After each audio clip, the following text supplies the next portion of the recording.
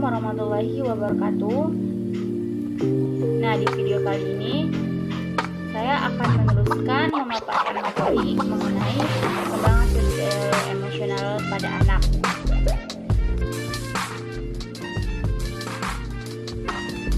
Sebelumnya saya akan membacakan pengertian emosi pada anak. Jadi, perkembangan sosial emosional anak yaitu kemampuan yang dimiliki di dalam diri pada anak, yaitu anak mampu bersosialisasi dan mempunyai hubungan dengan orang lain. Nah, contohnya itu seperti apa sih? Contohnya itu berperilaku yang sopan, berdisiplin dalam kehidupan sehari-harinya, serta menunjukkan emosi yang wajar. Lalu, bagaimana kalau tidak wajar? Seperti emosinya itu melonjak, tidak terkontrol. Nah, itu merupakan suatu hal yang sangat negatif, yang tidak harus saja didiamkan, tetapi harus segera diberikan solusi. Sebelumnya saya akan membacakan menurut Harlock pada 1978 mengenai ciri khas penampilan emosional pada anak, yaitu diantaranya pada anak usia dini ini mempunyai berbagai macam ciri khas tentang emosinya. Yang pertama, emosi anak itu bersifat sementara dan lekas berubah. Karena anak usia dini itu sifatnya masih belum stabil. Jangankan anak usia dini, usia kita saja ini yang terbilang dewasa itu kadang mempunyai sifat yang tidak stabil. Kalau bahasa sekarang itu kita manggilnya mood ya. Kadang enggak mood, kadang lagi mood, seperti itu. Nah, selanjutnya itu reaksi yang kuat terhadap situasi yang menimbulkan rasa senang atau tidak senang. Jadi kalau dia senang, dia pasti menunjukkan kesenangannya itu. Tetapi jika dia sudah tidak merasa senang atau bosan gitu, maka dia sehentak akan memberikan atau memperlihatkan rasa senangnya juga. Selanjutnya itu emosi sering timbul dan nampak pada tingkah lakunya.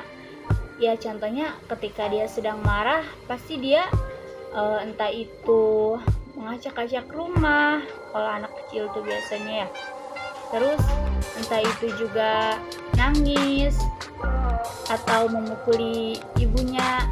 Nah, itu merupakan reaksi emosional yang nampak pada tingkah laku. Yang selanjutnya itu reaksi emosinya bersifat individual. Ya, jadi dia itu emosi pada dirinya sendiri gitu. Pengen marah karena dirinya sendiri itu tidak mampu mungkin mencapai sesuatu. Contohnya itu kalau adik saya ketika membuat sesuatu lalu dia tidak bisa, nah itu dia akan marah kepada diri sendiri. Entah itu mainannya itu dihancur-hancurin sama dia, gitu ya, itu seperti bersifat individual. Yang selanjutnya itu emosi berubah kekuatannya. Jadi maksudnya itu emosinya itu berubah. Jika dia semakin menjadi-jadi emosinya, maka kekuatan emosinya itu semakin bertambah. Kayak misalnya ketika dia marah, awalnya marah biasa aja gitu, tetapi saat emosinya itu benar-benar semakin meningkat, maka dia marahnya akan semakin menjadi-jadi.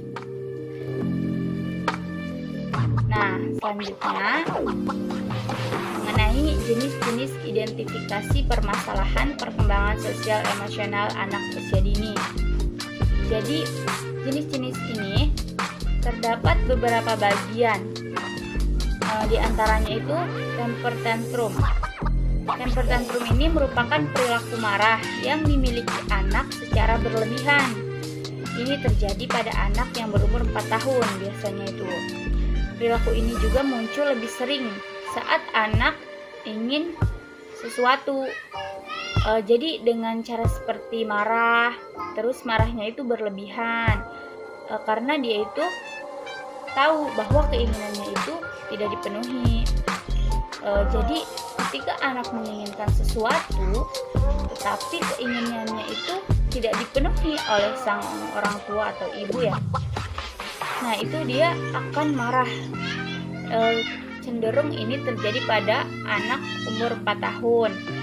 Biasanya anak yang umur 4 tahun itu sudah mulai meminta-minta sesuatu ya, kayak pengen beli mainan, pengen beli makanan gitu. Kalau anak di bawah ini biasanya cenderung kalau nangis itu pasti masih pengen ASI gitu ya, atau pengen tidur biasanya. Tetapi kalau sudah 4 tahun itu cenderung lebih ke keinginan sesuatu barang kayak gitu. Karena umur 4 tahun juga cenderung itu sudah bisa bermain sendiri. Nah, temperamen tantrum ini juga permasalahan perkembangan emosi pada anak usia dini yang memiliki permasalahan pada perkembangan emosinya. Karena jika mereka itu menginginkan sesuatu yang tidak segera dipenuhi, mereka akan mengamuk. Kayak yang sudah tadi saya jelaskan. Mengamuknya itu sudah berbuat gitu, maksudnya fisiknya sudah ikut dalam mengamuk ini, kayak contohnya memecahkan barang ataupun mengacak-acak rumah. Itu seperti contoh bahwa dia tuh protes bahwa apa yang dia inginkan itu tidak dipenuhi. Jadi dengan cara emosi seperti itulah dia mengeluarkannya, menunjukkan pada orang tuanya itu. Nah, selanjutnya itu pemalu. Pemalu ini merupakan emosi yang negatif. Kenapa negatif? Karena pada diri anak itu rasa malu itu akan berdampak tidak baik untuk berhubungan dengan orang lain. Karena emosi ini bisa menghambat dan mengganggu anak dalam berhubungan dan bersosialisasi dengan orang yang lain yang ada di sekitarnya. Bukan hanya pada anak usia dini saja, pemalu itu berdampak sangat tidak baik ya kepada orang dewasa juga. Karena orang yang pemalu itu akan cenderung bermainnya itu pengennya sendiri, terus lebih senang menyendiri, terus juga lebih cenderung pendiam, tidak berani tampil saat bermain, tidak mau maju ke depan, ataupun disuruh berdiri ke depan juga tidak mau. Nah, hal ini akan menghambat perkembangan keberanian pada dirinya. Dia tuh mikirnya enggak malu, apa-apa malu, apa-apa malu. Jadi sulit mengembangkan bakat atau minat bakat pada dirinya sendiri. Nah, yang selanjutnya itu pembohong. Tentu saja ya, pembohong itu pasti sifat yang negatif. Pembohong atau berbohong itu merupakan perilaku yang dilakukan secara sadar. Iya, karena kan kita tahu tuh ya bahwa kita ini lagi berbohong. Nah, itu merupakan perilaku yang dilakukan secara sadar. Nah, jadi pembohong ini perilaku yang muncul pada anak karena anak itu merasa takut gitu ya, karena kesalahan yang mereka buat. Jadi berbohong itu mereka anggap untuk mengatasi masalah atau kekurangan yang ada pada diri anak itu. Kayak contohnya itu ketika kita bertanya pada saat anak pulang sekolah, nah kamu tadi sekolah nilainya dapat berapa PR-nya kayak gitu. Terus si anak jawab 100, padahal sebenarnya itu nilainya itu cuma 70 misalkan. Kenapa dia berbohong? Karena dia takut nanti ibunya marah karena dia tidak mendapatkan nilai yang baik, seperti itu. Jadi dia terpaksa berbohong padahal sadar bahwa dirinya itu sedang berbohong karena dia ada rasa takut yang ada pada dalam dirinya itu. Yang terakhir itu penakut. Nah, penakut juga merupakan hal yang alami yang pasti setiap orang ada rasa takut. Cuma rasa takut ini bagaimana cara kita sendiri mengontrolnya. Dan perilaku ini juga merupakan bentuk emosi kecemasan. Jika rasa takut yang dialami anak sangat berlebihan, ini yang berdampak tidak baik pada anak. Karena perilaku ini akan mengganggu aktivitas anak. Jadi kayak mau apa-apa takut, mau apa-apa takut. Nah, itu akan bertimbul pada dia.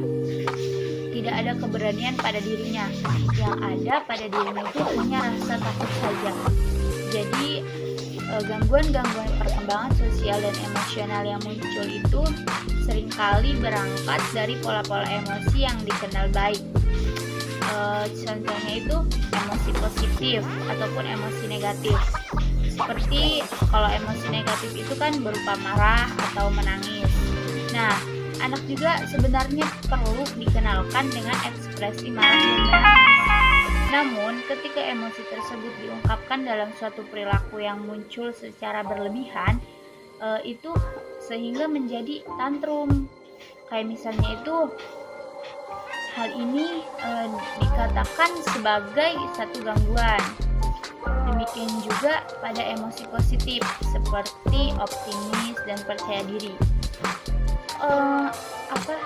Emosi positif ini sendiri jika berlebihan maka akan berdampak tidak baik juga, karena yang berlebihan ini akan cenderung bersifat ambisius, bahkan sombong, dan pada akhirnya itu dapat mendorong seorang anak untuk melakukan segala cara sekalipun cara tersebut itu salah atau dapat merugikan diri sendiri dan orang lain. Nah, jadi ada gangguan emosi dan gangguan sosial itu penyebabnya karena penyesuaian yang salah. Jadi tanda-tandanya itu hubungan antara keluarganya atau teman sepermainannya, teman sekolahnya itu dianggap oleh mereka itu tidak menyenangkan, sehingga dia itu bersifat emosinya itu yang berlebihan. Yang selanjutnya itu segan bergaul atau terasing gitu. Terus juga suka melarikan diri dari tanggung jawab, menangis, kecewa, berdusta, menipu, mencuri, menyakiti hati dan sebagainya. Atau sebaliknya, dia tuh sangat menguji, terus juga tak pernah menyulitkan orang lain dan sebagainya kayak gitu. Dia tuh sombong gitu. Terus penakut dan kurang percaya diri pada dirinya sendiri, tidak mempunyai inisiatif dan tanggung jawab, kurang berani, dan sangat tergantung pada orang lain. Itu juga merupakan emosi yang berlebihan yang pada akhirnya itu berdampak buruk, agresif terhadap dirinya, dan memperlihatkan perbuatan gugup, misalnya itu kayak menggigit kuku gitu, sangat kamit kayak gitu, kayak gimana ya, jadi dia tuh kayak salting lah gitu, kalau bahasa kitanya dia tuh bingung mau ngapain kayak gitu kan. Nah, jadi faktor penyebab gangguan sosial emosional anak usia ini itu mengenai latar belakangnya itu timbulnya gangguan sosial yang telah banyak dikemukakan oleh para ahli yang berkecimpung dalam usaha penanggulangannya. Jadi dinamika keadaan yang latar belakangi anak atau gangguan sosial emosional itu beserta gejala-gejalanya perlu ditelusuri untuk memberikan pemahaman yang jelas tentang anak yang mengalami gangguan tersebut.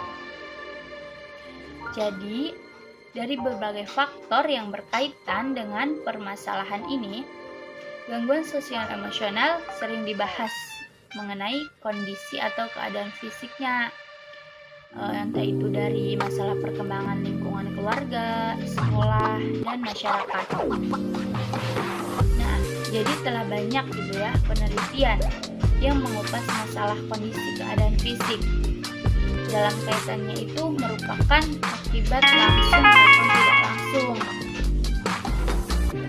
Selanjutnya itu masalah perkembangan. Jadi di dalam menjalani setiap fase perkembangan individu, sulit sekali untuk terhindar dari berbagai konflik. Mengenai hal ini, bahwa setiap memasuki fase perkembangan baru itu, anak itu atau seorang individu itu dihadapkan pada berbagai tantangan atau krisis emosi. Yang anak biasanya dapat mengatasi krisis emosi ini jika pada dirinya tumbuh kemampuan baru yang berasal dari adanya proses kematangan. Selanjutnya, apabila ego dapat mengatasi krisis ini, maka perkembangan ego yang matang akan terjadi, sehingga individu dapat menyesuaikan diri dengan lingkungan sosial atau masyarakat. Tetapi sebaliknya, apabila individu tidak berhasil menyelesaikan masalah ini, maka akan menimbulkan gangguan emosi dan tingkah laku. Konflik emosi ini biasanya terjadi pada masa kanak-kanak dan masa pubertas. Nah, selanjutnya itu lingkungan keluarga. Lingkungan keluarga juga tentunya menjadi keterkaitan nomor satu ya dengan masalah keturunanlarasan telah lama menjadi perhatian ahli. Nah, di lingkungan keluarga ini tidak mampu memberikan dasar perasaan aman dan dasar untuk perkembangan sosial dalam menimbulkan gangguan emosi dan tingkah laku anak, sehingga anak itu cenderung keluar karena dia merasa di keluarganya itu tidak nyaman. Nah, itu merupakan suatu sosial emosional. Terakhir itu di lingkungan sekolah. Jadi kan lingkungan sekolah itu merupakan tempat pendidikan yang kedua bagi anak setelah keluarga. Nah, tanggung jawab sekolah juga tidak hanya sekadar membekali anak didik dengan sejumlah ilmu pengetahuan. Akan tetapi, sekolah itu bertanggung jawab membina kepribadian anak didik, sehingga menjadi seorang individu dewasa yang bertanggung jawab. Jadi, intinya itu adalah sebagai orang tua ataupun pendidik, kita harus lebih mengawasi anak kita, karena perkembangan sosial dan emosional ini merupakan faktor yang sangat penting dan perlu diperhatikan. Selama ini masih banyak orang tua yang mengesampingkan perkembangan emosi anak usia dini, yang tanpa disadari itu ketika hambatan perkembangan emosinya itu terhambat, masa perkembangannya ini akan mengalami permasalahan sosial emosional yang dapat berpengaruh besar, dan gangguannya ini akan terjadi karena si anak itu tidak mendapatkan penanganan yang cukup serius. Sebenarnya kesuksesan seseorang itu ternyata 80% dipengaruhi oleh kecerdasan emosi dan kemampuan interaksi sosialnya. Perkembangan sosial emosional anak itu sangat berdampak serius dan penting. Kemampuan akademik itu malah sangat berpengaruh pada pengembangan sosial emosionalnya. Contohnya itu jika anak itu pintar tetapi dia penakut atau pemalu, tentu saja masa perkembangannya itu, keberaniannya itu akan terhambat.